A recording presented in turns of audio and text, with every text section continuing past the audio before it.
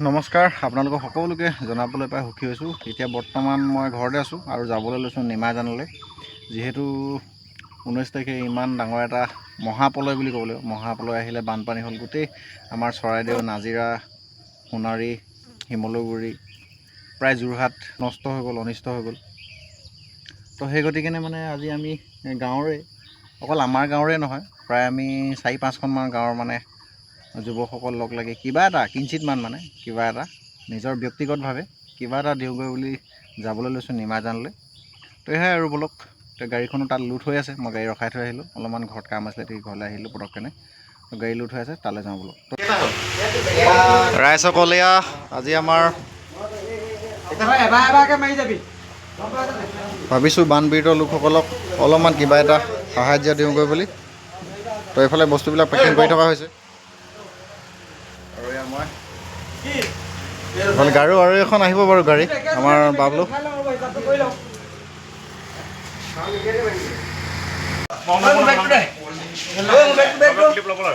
পানী ফুলকে লৈ যায়, আমি পানী নাই নি, আমি মেইন মালটো নিছোঁ। এইখিনি পইচা পানী ৰাইজসকল এতিয়া পাইছোঁহি টেঙা পুখুৰী। আৰু টেঙা পুখুৰী চাওক, এইবিলাক টেঙা পুখুৰীৰ পৰাই মানে পূৰা আমাৰ চৰাইদেউ জিলাৰ এইডোখৰ পৰা আৰম্ভ হৈছিলে বানপানীটো। তো মানুহৰ ঘৰ দুৱাৰ এইবিলাক নষ্ট হৈ গ'ল চাওকচোন। গাড়ী ঘোঁৰা খতম, প্ৰায় কিছুমানহে বাচিছে মানে ওখ ওখ পকা যোনবিলাকৰ চৰ্ট দিয়া ঘৰ আছিলে। এতিয়া এডোখৰ গড়মূৰ পালোহি আৰু টেঙা পুখুৰী এই গড়মূৰ ওচৰ এডোখৰ অৱস্থা নাইকিয়া হৈ আছিলে। তাৰমানে পানীটো এতিয়াও পথাৰবিলাকত আছে, কমা নাই পানীটো।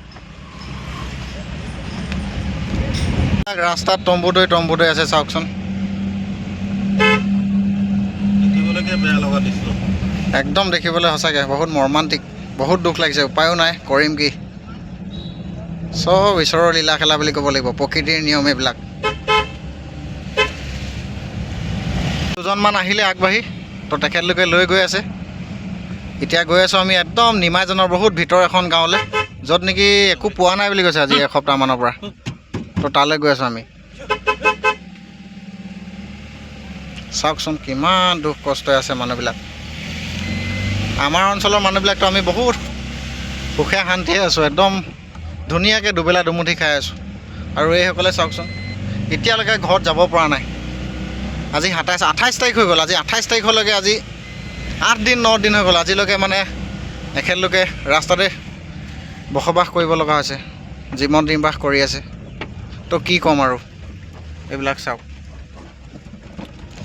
একদম মানে এখন সাগৰ নিচিনা পৰিৱেশ হৈ গ'ল এই অঞ্চলবিলাক। কি ক'ম এতিয়া, এয়া পানীৰ মাজত গাড়ী সোমাই লৈ গৈ আছোঁ চাওকচোন। এখেতলোকে বস্তু নল'লে বাৰু, দিওঁ বুলি কৈছিলোঁ। তো আগৰ দুখন গাঁও বহুত কষ্টত আছে বুলি কৈছে, কোনো গাড়ী যোৱা নাই, এডোখৰ পৰাই ঘূৰি দিছে বুলি কৈছে পানী দেখি পেলাই।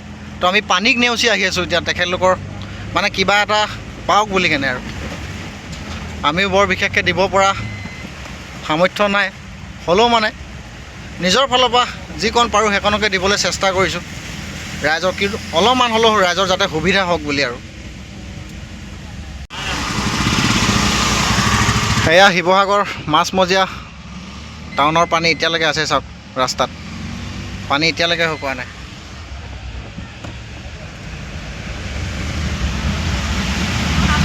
শিৱসাগৰৰ অৱস্থা চাওক। আহিলোঁ এতিয়া আমি বানমুখলৈ। বানমুখৰ ৰাইজৰ অৱস্থা চাওক। ৰাইজ পানীত খাল নকৰা অৱস্থা হৈছে। ইয়াত পানী আজি 9-10 দিন হৈ গ'ল আজিলৈকে। এইফালে চুঙাজানৰ আমাৰ বৰ্তা ভাইটিম আহি গ'ল। ইয়াতে দিব লাগিব।